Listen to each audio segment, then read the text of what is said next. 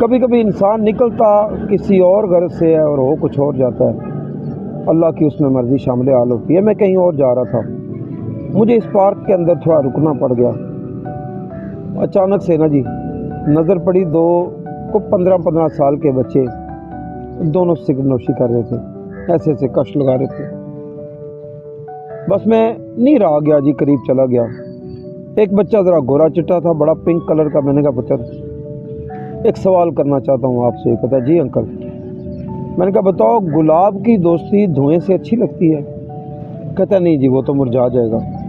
میں نے کہا آپ اپنی اماں کے گلاب ہو، اپنے ابا کے گلاب ہو، اپنی بہنوں کے گلاب ہو، تم ان کا آنے والا کل ہو پتر، دھوئیں سے دوستی؟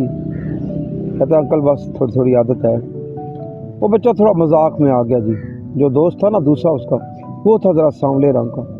کہتا انکل تو یہ تو ہے ہی دھواں، تو دھوئیں کی دھوئیں سے دوستی تو چل سکتی ہے، اسے تو سارا محلہ کالا کہتا ہے۔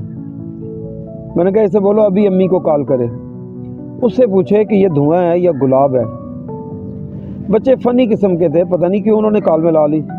کہتا امی ایک انکل نے بیٹھے تو کہتے تو گلاب ہیں، سارے مینو کالا کہنے نے۔ اس کی ماں نے پتہ نہیں اس سے کیا کہا، اگنور کیا یا جو بھی ہوا، بچہ تھوڑا سنجیدہ ہو گیا۔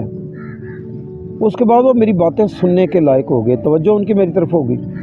بس میں نے پھر اپنا خطبہ جاری کر دیا۔ میں کہا پتر تمہارے اس وردی کے اندر جو وجود ہے نا، وہ وجود نہیں ہے، تمہاری اماں ابی کی خواہش ہے، ان کے خواب ہیں، وہ خواب بڑے ہو رہے ہیں پتر، ان کو جلانا نہیں ہے۔